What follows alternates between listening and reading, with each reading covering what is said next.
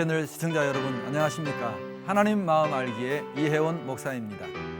오늘은 이스라엘 백성들에게 언약을 주시는 하나님 마음에 대해서 함께 알아보겠습니다.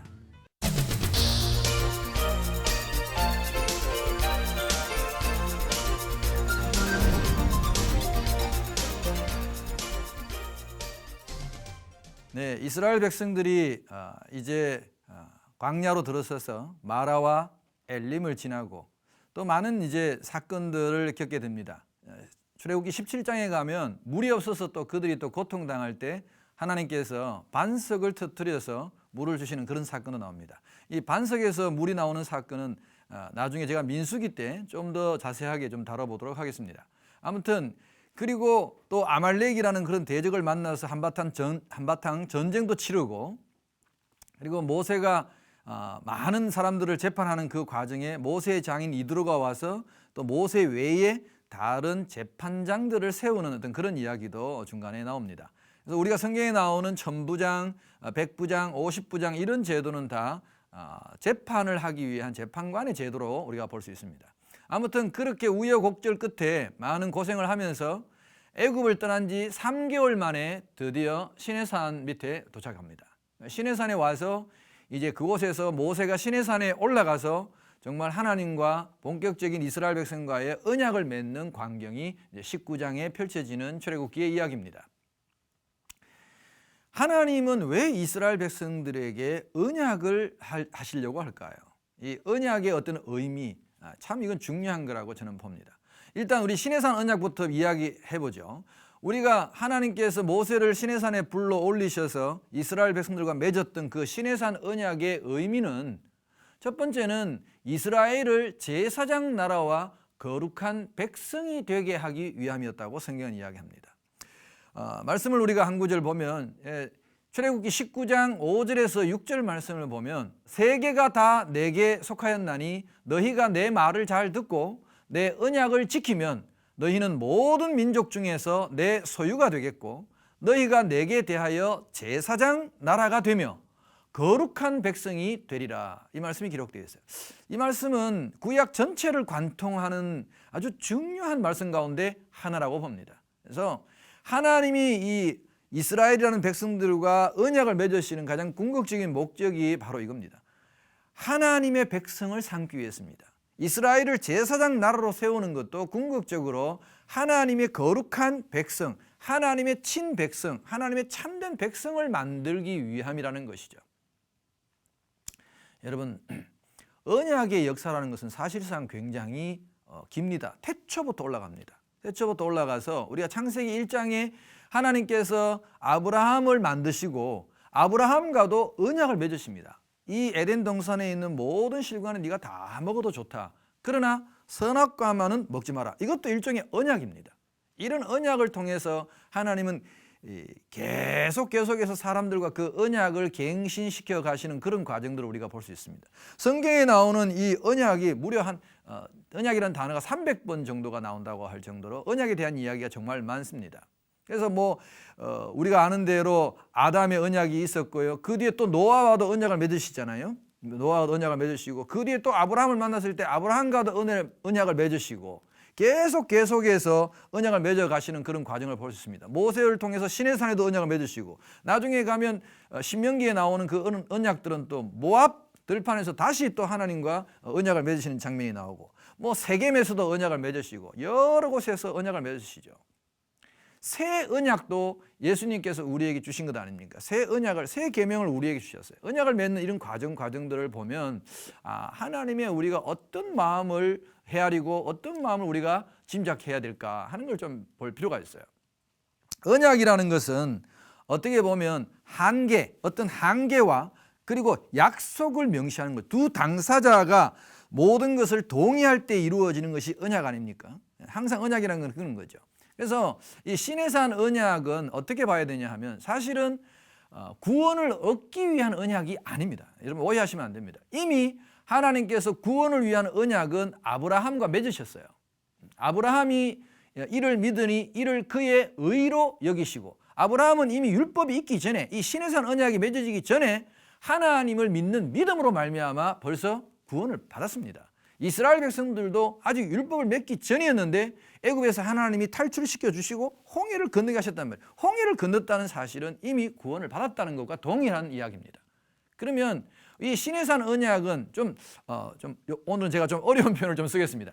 이 아브라함과 하나님과의 맺은 언약은 은혜의 언약이라고 우리가 표현한다면, 시내산 언약은 그 은혜를 갖고 은혜를 받은 사람들이 은혜대로 살아가기 위한 행위 언약이라고 말할 수 있습니다. 그러니까 너희가 구원받은 백성으로서 적어도 이제는 하나님의 백성이라는 타이틀을 달았으면 그 하나님의 백성답게, 거룩한 백성답게 너희가 좀 살아줘야겠다. 이게 이제 하나님과 이스라엘 백성들 사이의 언약의 이야기라고 생각합니다. 그러니까 이스라엘 백성들이 마음껏 누리고 자유를 누리고 살아가는데 그 테두리가 있다는 거예요. 언약의 이 한계 내에서 언약의 순종, 언약이라는 이 하나님과의 약속에 순종하고 지킬 때에 인간에게, 이 백성들에게 참된 자유가 주어진다는 것을 하나님이 가르치시는 거죠. 이거는 처음 에덴 동산의 아담과의 언약에서부터 늘 똑같은 이야기입니다. 사실 여러분, 하나님의 언약이라는 것은 언제나 항상 한계가 있었던 거예요. 테두리가 있는 거죠. 말하자면 아담이 마음껏 누릴 수 있었어요. 뭐 다 먹을 수 있었고 다 자기가 누릴 수 있었는데 단 한 가지 선악과는 하나님이 못 먹게 하셨죠.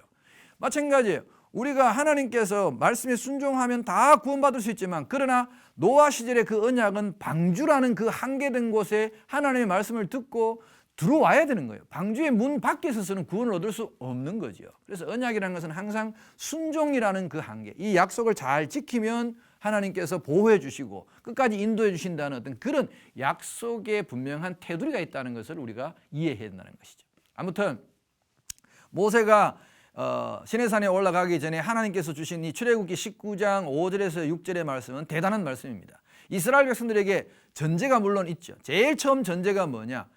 저는 이스라엘 백성들이 이 하나님과의 언약의 말씀을 가장 크게 놓친 부분이 뭐냐? 이 첫 구절이라고 봅니다. 세계가 다 내게 속하였다. 하나님의 큰 비전, 하나님의 그 큰 꿈은 뭐냐? 이 온 세계를, 온 인류를 다 구원하시고자 하는 그런 뜻을 갖고 있었어요. 그래서 세계가 다 내 거고, 실제로 다 하나님 말씀이 맞잖아요. 모든 인간은 다 하나님의 피조물이니까 다 하나님 거죠. 그러니까 하나님은 다 하나님 품 속에 들어오기를 원하셨다 이 말이에요. 그런데 특별히 이 하나님의 마음을 전달하고 하나님의 뜻을 잘 전하기 위해서 선택한 민족이 바로 이스라엘이라는 거죠. 하나님이 왜 이스라엘을 선택했는가? 그 문제를 제가 말씀드렸어요. 정말 보잘것없었죠. 여러분, 하나님이 만약에 애굽 땅에서 이스라엘 백성들을 그냥 한 50년만 방치, 그냥 간섭하지 않으시고 하나님께 나타나지 않으시고 가만 내버려 뒀더라면 여러분, 이스라엘 민족이라는 그 운명은 어떻게 됐을까요? 그냥 조용히 역사 속에서 사라지는 거죠. 그렇잖아요. 아들을 낳으면 다 죽여버리고 딸만 살려둔다 그러면 이 한 나라의 민족이라는 게 어떻게 생존할 수 있겠습니까? 다 조용히 없어질 민족이었죠. 그런데 하나님께서 이 이스라엘을 구원하신 것은 이들을 쓰기 위함이다. 어디에 쓰시려고? 너희가 나하고 언약한 요 규례를 지금부터 이제 시내산에서 맺게 될 이 언약을 잘 듣고 내 언약을 잘 지키면 모든 민족 중에서 특별한 나의 소유가 되게 해주겠다. 이 소유라는 말을 하나님의 것이다. 요걸 조금 더 우리가 쉽게 설명하면 하나님이 어떻게 특별히 신임하는 그런 뜻으로 볼 수 있습니다. 이 세귤라라는 이 단어, 하나님의 소유라는 이 단어는 하나님이 정말 사랑스러운 대상에게 할 때 쓰던 그런 히브리 단어입니다. 하나님이 이스라엘 백성을 향하여 가장 사랑스럽게 사용하시던 두 단어가, 하나는 세귤라, 내 소유라는 뜻이고, 하나는 암미, 내 백성이라는 뜻이에요. 이 두 단어를 너무 좋아하셨어요. 그래서 하나님의 소원은 언제나 나는 너희의 하나님이 되고 너희는 내 백성이 되라. 그래야 이게 하나님의 나라가 이 땅에서 이루어지는 거죠. 여러분, 한 나라가 이루어지려면요, 일단 통치자가 있어야 돼요. 주권이 있어야 돼요. 통치자는 계시잖아요, 하나님. 그리고 통치자만 있으면 안 되잖아요. 백성이 있어야 돼요, 백성. 그럼 백성은 이제 이스라엘 백성 생겼죠? 그리고 뭐가 있어야 돼요? 땅이 있어야 돼요, 땅. 영토가 있어야 돼요. 영토는 하나님께서 가나안 땅 주시겠다고 약속하셨죠? 그러면 통치자가 있고 백성이 있고 땅만 있다고 해서 나라가 되는 게 아니에요. 그 나라를 통치하는 근간이 있어야 돼요. 그게 뭐냐? 법이에요, 법. 나라를 통치하는 법이 있어야죠. 그래서 하나님께서 이제 이 법을 드디어 주시려고 모세를 부른 거죠. 시내산에서 언약을 맺는 거죠. 근데 하나님이 이스라엘 백성들에게 요구하신 나라는 어떤 나라냐? 제사장 나라라는 이 단어입니다. 제사장 나라. 이 제사장 나라가 되어달라고 하나님 부탁하신 거예요. 그래서 이 언약을 맺으시는 거예요. 이 언약을 너희가 모범적으로 잘 지키는 나라가 바로 제사장 나라라는 거예요. 그래서 여러분, 이 언약이라는 것은 언제나 그래요. 하나님의 언약은 공통점이 뭐냐? 하나님의 말씀을 잘 지키고 언약대로 살면 하나님이 반드시 복을 주시게 돼 있어요. 형통하단 말이에요. 잘 된단 말이에요. 쉽게 말해서. 그러면 막 이스라엘은 그 별 볼 일 없던 민족이 하나님의 말씀을 잘 지키고 제사장 역할을 잘 하면 나라가 막 풍성해지고 여러분 강대질 것 아닙니까? 그러면 주위에 있던 많은 나라들이 야, 너희들은 별 볼 일 없었는데, 너희들은 아무것도 아니었는데 어떻게 이렇게 나라가 갑자기 이렇게 잘 되고 너희들은 하는 것마다 이렇게 복을 받냐?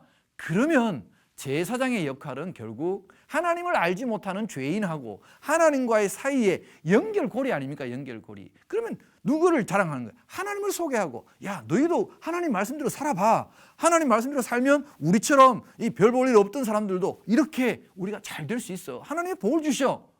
이 역할을 해야 될 사람들이 이스라엘 사람들이었다는 거죠.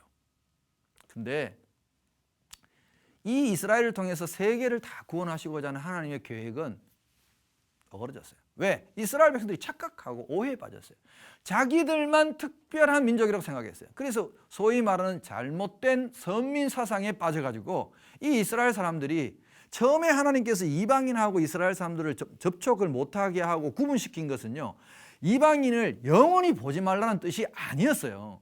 우선은 너희가 먼저 하나님 앞에 거룩한 그런 훈련을 하고 거룩한 백성으로서 사는 이게 먼저 중요하니까 이게 좀 단단하게 뿌리가 내리고 자라고 나면 그때는 이방인들을 불러서 이방인들을 하나님 말씀을 가르쳐서 결국은 하나님을 다 믿게 해야 되는 것이 이스라엘의 사명이었어요. 근데 그 사명을 제대로 못한 거죠. 그래서 오히려 이방인들을 개, 돼지 취급하고 어떻게 보면 그렇다고 해서 자기들이 경건하게 하나님 말씀대로 잘 살았느냐? 그렇지도 못했어요. 그래서 하나님은 이 제사장 나라라는 이 역할을 이스라엘에게서 옮기셨어요. 그 옮기신 것이 어디냐? 오늘날 이 신약 교회라고 저는 믿습니다. 우리가 이제 하나님의 거룩한 제사장이 된 것이죠. 그 말씀이 우리가 신약의 말씀에 보면 그런 말씀들이 기록이 되어 있어요. 이게 한 번 더 하나님께서 그 중간에 신약이 오기 전에 한 번 더 또 이 하나님의 소원에 대해서 말씀하신 장면이 지금 이제 출애굽 시대잖아요. 출 바벨론 시대. 바벨론에서 70년 포로 생활하다가 나올 사람들에게 미리 하나님께서 에스겔 선지자를 통해서 이 말씀을 또 하신 적이 한 번 있어요. 에스겔서 36장 27절에서 28절 말씀을 보면 하나님 이렇게 말씀하세요. 또 내 영을 너희 속에 두어 너희로 내 율례를 행하게 하리니 너희가 내 규례를 지켜 행할지라. 내가 너희 조상들에게 준 땅에서 너희가 거주하면서 내 백성이 되고 나는 너희 하나님이 되리라. 하나님은 항상 하나님의 소원은 뭐냐? 나는 제발 네 하나님이 되고 너희는 좀 내 백성답게 살아라. 이게 하나님의 소원이었다니까요. 근데 이스라엘의 역사를 보면 이스라엘이 그것을 제대로 감당하지 못했어요. 그래서 바울은 로마서의 말씀을 보면 바울은 이 이스라엘의 운명을 잘려진 감람나무로 표현합니다. 창 감람나무가 잘려지고 돌 감람나무가 그게 접붙임을 당했다는 이야기. 아마 여러분도 잘 아실 거예요. 로마서에 나오는 말씀인데 이 의미는 뭐냐? 이스라엘이 결국은 잘린 이유가 뭐냐? 지금 출애굽기 19장 5절에서 6절에 있는 이 말씀처럼 하나님의 제사장 나라로서의 역할을 못했기 때문에 잘린 거예요. 열매를 맺지 않는데 잘라야지요. 그리고 이 감람나무에 열매를 맺기 위해서 돌 감람나무를 접붙였단 말이에요. 그게 바로 이방인이고 그것이 바로 오늘날 저와 여러분이란 말이죠. 이 신약 교회란 말이죠.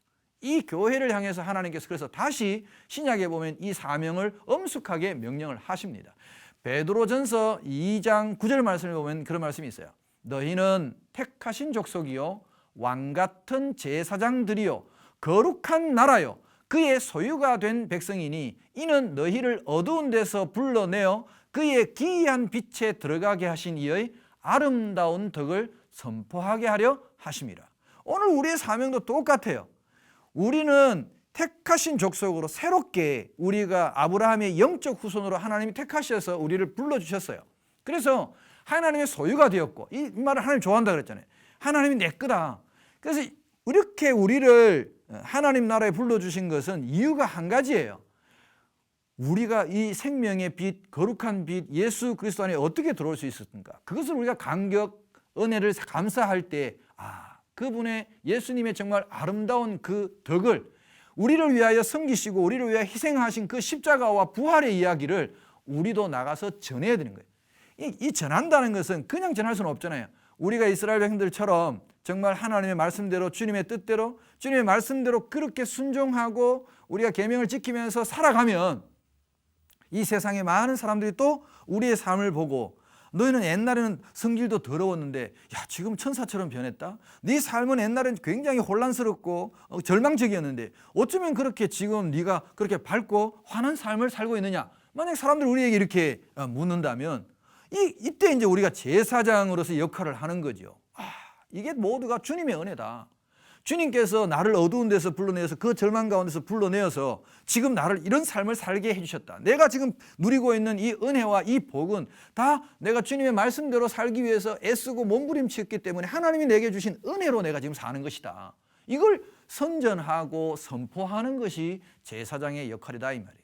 하나님의 언약을 주시는 그 이유는 이렇게 하나님의 백성을 언약 안에 있게 하심으로 말미암아 그들의 삶을 거룩하게 하시네. 여러분 거룩이라는 단어를 제가 설명했잖아요. 거룩이라는 단어는 구별된다는 것이에요. 이 세상 사람들이 생각하는 가치관과 이 세상 사람들이 살아가는 생활관과는 다른 구별된 생각, 구별된 삶을 살아가는 것이 제사장적인 삶이고 그런 삶을 하나님이 우리에게 요구하신다는 거예요. 그게 언약을 세우시는 이유입니다.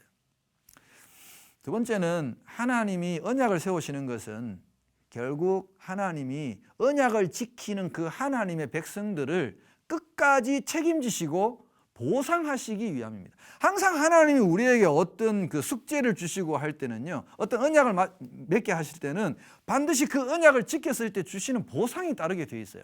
여러분 아담의 경우만 이야기를 해봅시다. 아담의 경우를 이야기해봐도 하나님의 언약대로 말씀대로 그 에덴 동산에서 잘 지켰더라면 여러분 아담은 선악과를 제외한 나머지 모든 것을 다 수고하지 않고 다 따먹을 수 있었어요. 다 마음껏 누릴 수 있었어요. 그리고 하나님과 영생을 누릴 수 있었죠. 근데 그가 언약을 깼기 때문에 그 모든 혜택이 다 날아가 버린 거죠. 여러분 노아도 하나님의 방주라는 그 언약 안에 들어왔기 때문에 그 큰 홍수 속에서 세상이 다 멸망하는 가운데서도 그는 살아남을 수 있었던 거죠. 생명을 보존할 수 있었던 거죠. 그래서 하나님께서 언약을 주실 때는 그 하나님의 백성들을 그냥 백성이 아닙니다. 언약을 지키는 그 백성들을 끝까지 책임지고 보상하시기 위해서입니다. 그래서 반드시 이걸 지키고 나면요, 그 혜택이 따라오게 돼 있다니까요. 지금 이 이야기는 오늘날 우리의 삶에도 저는 똑같다고 봅니다. 그래서 성경에 보면 출애굽기 23장 22절 말씀을 보면 이 하나님의 언약 안에 들어와 있는 백성, 하나님의 언약대로 살려고 하는 백성을 하나님이 어느 정도까지 지키시고 책임을 지시느냐. 네가 그의 목소리를 잘 청종하고 내 모든 말대로 하면 내가 네 원수에게 원수가 되고 네 대적에게 대적이 될지라. 그런 표현을 합니다. 여러분 내가 만약에 원수가 있으면 하나님이 내 대신 그걸 책임을 진다는 의미거든요. 내가 다 책임질게 그런 뜻입니다. 그 우리가 하는 것은 단지 뭐예요? 하나님의 목소리를 잘 청종하고 하나님과 맺었던 이 언약대로 살아가기만 하면 되는 거죠. 또 출애굽기 23장 25절에서 26절 말씀을 보면 내 하나님 여호와를 섬기라. 그리하면 항상 이 성경에 여러분 주목하세요. 그리하면이라는 단어를 잘 보셔야 됩니다. 그리하면 여호와가 너희의 양식과 물에 복을 내리고 너희 중에서 병을 제하리니 내 나라에 낙태하는 자가 없고 임신하지 못하는 자가 없을 것이라. 내가 너의 날수를 채우리라. 하나님께서 책임지시는 그 범위가 아주 세세한 부분까지 우리의 일상적인 것까지 다 책임지신다는 거예요. 뭐 원수만 물리쳐주고 전쟁에만 이기게 해주시는 것이 아니라 양식, 그러니까 일용할 양식도 하나님 책임지시고 우리가 먹는 물에도 복을 내려주시고 병도 다 제하여 주시고 낙태하는 사람도 없고 임신하지 못하는 자가 없을 것이고 또 내가 너의 날수를 채우리라는 것은 내 수명이 온전하게 천수를 누리게 해주겠다는 거죠. 일찍 죽고 요절하는 거 이런 거 없이 이런 아주 디테일한 부분까지 하나님께서 다 책임을 져 주시겠다는 것이 하나님께서 우리에게 언약을 주시는 이유입니다. 참 우리가 보면 하나님께서 이런 의도로 언약을 주셨는데 우리가 하나님의 언약을 잘 지키고 하나님의 언약대로 살면 이런 보상을 주시고 이렇게 해주시다고 약속을 하셨는데 사실 우리가 이 언약을 지키기가 쉽지 않았죠. 역사를 보면 제가 그랬잖아요. 수많은 언약이 계속해서 갱신이 됩니다. 여러분, 저는 이것도 좀 이상했어요. 아니, 하나님이 왜 자꾸 언약을 맺고 또 맺고 하실까? 여러분, 이유는 간단합니다. 한 번 맺은 언약이 계속 사람들이 잘 지켰더라면 그렇게 언약을 또 맺고 할 필요가 없는 거죠. 그 한 번 맺은 언약 갖고 끝까지 가면 돼요. 근데 왜 자꾸만 언약을 바꾸느냐? 사람들이 안 지켰어요. 그러면 하나님께서 이 옛날의 언약을 또 없던 걸로 해주는 거예요. 이때 잘못한 거 모든 걸 다 없던 일로 해주고 새 언약을 세워서 하나님 이렇게, 야, 지금까지 일은 내가 다 없던 걸로 할게. 우리 새롭게 한번 출발해보자. 또 한번 잘해보자. 그리고 끊임없이 우리에게 새로운 약속을 주시는 거죠. 그 이야기가 구약의 사실은 거의 다 이야기입니다. 여러분, 성경을 우리가 다른 말로 언약의 책이라고 할 수 있잖아요. 옛 언약, 새 언약이에요. 그래서 예수님께서 사실은 이 약속을 지키지 못하고 날마다 하나님 앞에 약속을 어기는 그 무력한 인간들, 저와 여러분들, 사실 우리도 하나님 앞에 많은 약속을 했지만 여러분, 그 언약대로 약속대로 살지 못했던 것들이 너무나 많은 걸 인정하시죠. 저도 인정해요, 사실. 그래서 우리의 무능함, 우리의 무능력함, 어쩌면 그것이 하나님과 약속을 지키지 못하고 하나님의 말씀대로 살지 못하는 그런 무능력함은 우리 속에 있는 죄 때문이라고 성경은 이야기합니다. 우리의 죄성이 있으니까 안 되는 거예요. 또 무너지고 또 무너지고. 그래서 하나님께서 하나님과의 이 언약을 완전하게 하시고 이 언약을 지킬 수 있는 능력을 주시기 위해서 우리에게 주신 가장 큰 은혜가 바로 예수 그리스도라는 복음입니다. 고린도전서 1장 16절에 보면 바울이 이 복음에는 하나님의 능력이 있다고 설명합니다. 어떤 능력이냐? 우리를 구원할 능력입니다. 어떻게 구원하느냐? 우리가 하나님의 말씀대로 살아갈 수 있는 그 능력을 이 구원을 통해서 얻게 된다는 것이죠. 예수 그리스도께서 우리에게 성령을 주실 때 그 성령으로 말미암아서 우리가 이제는 하나님과의 그 언약 관계를 실천하고 살아갈 수 있는 힘을 얻게 된다는 거죠. 목사님 잘 안 되던데요. 말씀대로 살려고 하는 게 잘 안 되던데요. 그래요. 옛날에는 그게 너무나 쉽게 포기되고 아예 그게 능력이 사실은 없었어요. 그러나 지금 여러분 마음속에 비록 갈등은 있지만 그래요. 말씀대로 살려고 하다가 잘 안 될 때도 있겠죠. 그러나 여러분, 우리 안에 성령이 계시다면, 우리 안에 하나님이 계시다면, 예수 그리스도께서 우리에게 주신 새 언약의 그 복음의 능력이 있다면 여러분 어때요? 갈등은 하지만, 물론 우리가 넘어지기도 하지만 또 일어나시잖아요. 그래, 또 해보자. 또 내가 하나님 말씀대로 살아야지. 또 은혜를 강구하고 우리가 하나님 앞에 나오잖아요. 여러분, 이게 바로 능력입니다. 우리 안에 하나님이 영이 계시지 않다면 할 수 없는 거예요. 그래서 오늘 출애굽기의 이 19장에 하나님께서 이스라엘 백성들에게 언약을 맺게 하시는 것도 이제는 너희가 내 백성이니까 내 백성답게 살라는 거죠. 그것이 비록 완벽하지 못해도, 완전하지 못해도 이 법을 지키려고 너희가 몸부림을 쳐야 된다는 것이죠. 이게 다른 점이에요. 세상 사람들은 그냥 자기 욕심대로 자기의 뜻대로 그냥 막 살아가고 어떻게 보면 인생을 포기할지라도, 그래서 성경에 유명한 말씀이 있잖아요. 의인은 7번 넘어질지라도 다시 일어난다는 거예요. 이 의인이 바로 하나님께서 인정하신 의인이에요. 하나님께서 힘주신 의인이에요. 내 능력은 없지만, 내 힘으로는 안 되지만 하나님께서 힘주시면 이 의인은 다시 일어나는 거예요. 그러나 악인은 그렇지 않으며, 이 말은요, 악인은 한번 넘어지면 다시는 못 일어난다는 거예요. 여러분, 이것이 하나님의 언약 안에 있는 우리의 능력입니다. 하나님이 우리에게 주신 이 언약의 능력이 바로 이것입니다. 여러분, 이 사실을 믿으십시다. 하나님이 우리에게 이 언약을 주시는 것은 결단코 우리를 간섭하고 우리를 괴롭히고 우리를 힘들게 하게 함이 아니라 이 언약 안에 있음으로 말미암아 우리가 하나님과 함께 영원히 동행할 수 있는 힘을 얻게 된다는 사실을 여러분 깨달으시기, 그게 하나님의 마음입니다. 그래서 하나님께서 우리에게 예수 그리스도라는 영원한 언약을 우리에게 주신 줄 믿습니다. 이 언약을 바라보면서 끝까지 하늘나라를 향해서 승리하시는 저와 여러분 되시기를 바랍니다. 우리 다음 시간에는 좀 이 언약의 좀 구체적인 내용인 십계명을 주신 하나님의 마음에 대해서 함께 또 살펴보겠습니다. 감사합니다.